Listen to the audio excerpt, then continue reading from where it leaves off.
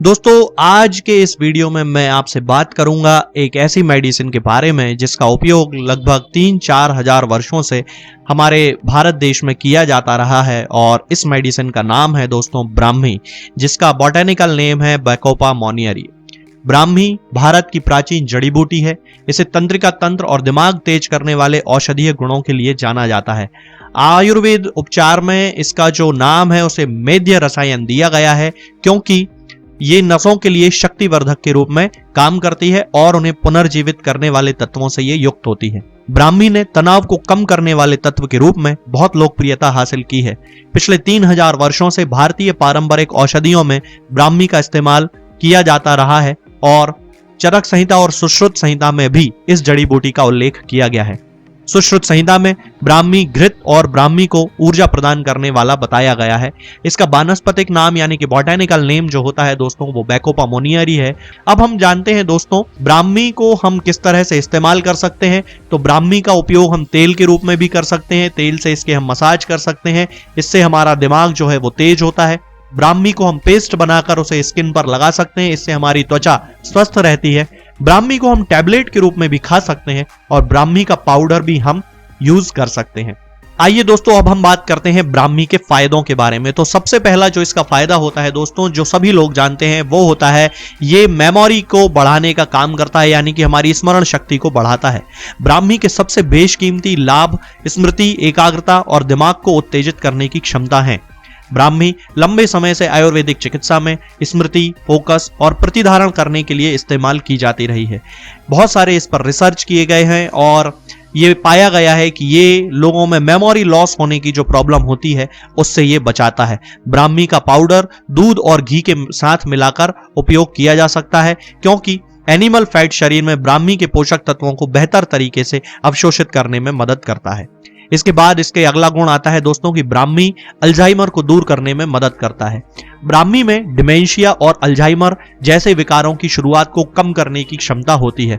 आयुर्वेद में भी ब्राह्मी को अल्जाइमर के आशाजनक उपचार के रूप में बताया गया है, क्योंकि ब्राह्मी एक स्मृति बढ़ाने वाली जड़ी बूटी है।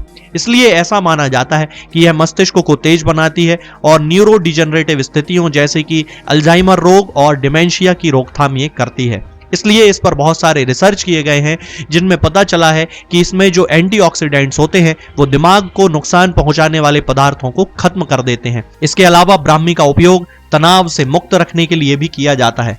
तनाव और चिंता से राहत देने के लिए ब्राह्मी पौधे की पत्तियों को चबाया जा सकता है। एक समय में 2-3 पत्तियां आसानी से चबाई जा सकती हैं।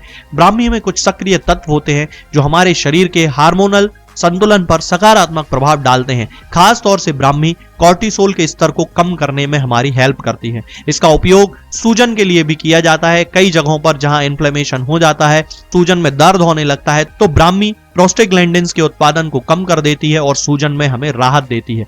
ब्राह्मी के पौधे की पत्तियों को शरीर के प्रभावित हिस्से पर मला जाना चाहिए, तब इसमें जो यौगिक होते हैं यानी कि इसके अंदर जो सब्सटेंसेस पाए जाते हैं वो सूजन को कम कर देते हैं और जलन को दूर करते हैं। यह गठिया और अन्य रोगों में भी उपयोगी है दोस्तों। ब्राह्मी में इसके अलावा एंटीऑक्सीडेंट्स भी पाए जाते हैं, जो कि एक स्वस्थ जीवन शैली को बढ़ाने के लिए आवश्यक हैं। इसके नियमित सेवन से मस्तिष्क की शक्ति बढ़ने लगती है और एंटीऑक्सीडेंट्स गुण मुक्त कणों को समाप्त कर सकते हैं, और ये मुक्त कण हमारी त्वचा से लेकर हृदय प्रणाली तक सबको प्रभावित करते हैं। और एंटीऑक्सीडेंट्स कैंसर के कुछ प्रकारों को रोकने में भी मदद करते हैं। तो दैनिक या साप्ताहिक आहार में भी ब्राह्मी का उपयोग किया जा सकता है।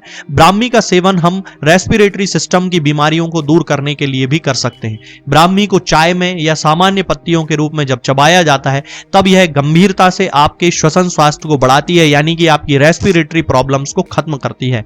यह ब्रोंकाइटिस, रक्त संतुलन और कफ और साइनस ब्लॉकेज के लिए आयुर्वेदिक उपचार में यूज की जाती है। ब्राह्मी के लाभ दोस्तों इम्यून सिस्टम को बढ़ाने में भी होते हैं।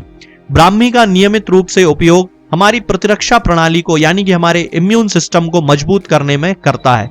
इसमें मौजूद विभिन्न एंटीऑक्सीडेंट और पोषक तत्व हमारी इम्यून सिस्टम को बढ़ाकर हमें अनेक बीमारियों से लड़ने में हेल्प करते हैं। मिर्गी के इलाज में भी ब्राह्मी फायदेमंद है। ब्राह्मी मिर्गी के कारण हुई सूजन को कम करने में मदद करती है। मिर्गी के दौरे को यह रोकती है और मानसिक रोग के अन्य रूपों और नसों के दर्द सहित बाइपोलर डिसऑर्डर को रोकने में भी ये मदद करती है। ब्राह्मी का उपयोग त्वचा और बालों के लिए भी किया जाता है। यदि आप घाव भरने में तेजी लाना चाहते हैं और उसी समय त्वचा भी शुद्ध करना चाहते हैं तो प्रभावित क्षेत्र पर ब्राह्मी का रस या तेल लगाएं। यह त्वचा पर निशान को कम करते हैं और त्वचा को चिकनी और स्वस्थ बनाते हैं। रूखे बालों के लिए भी और बालों के झड़ने को रोकने के लिए भी ब्राह्मी का तेल उपयोग में लाया जाता है।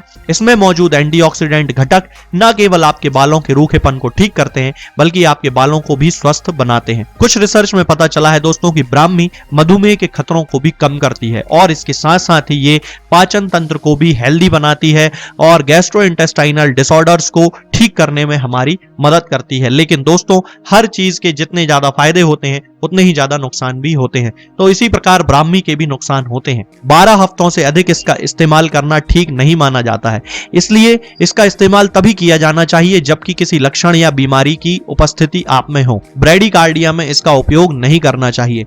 जिन लोगों का पेट संवेदनशील है या जिन्हें अल्सर की शिकायत है उन्हें भी इसका सेवन बहुत सोच समझकर करना चाहिए। डॉक्टर की सलाह लेने पर ही करना चाहिए और ज्यादातर मामलों में इसका उपयोग तब घी के साथ करना चाहिए। होम्योपैथी में ब्राह्मी के मदर टिंचर का उपयोग किया जाता है। इसकी 10-10 बूंद दिन में 3 बार आधे कप या 1 कप गर्म गुनगुने पानी में मिलाकर पीने से हमें इसके अधिकतम फायदे प्राप्त होते हैं। आगे के वीडियोस में हम बात करेंगे कुछ और नई बीमारियों और उनकी होम्योपैथिक दवाओं के बारे में। तब तक के लिए जय हिंद, जय भारत।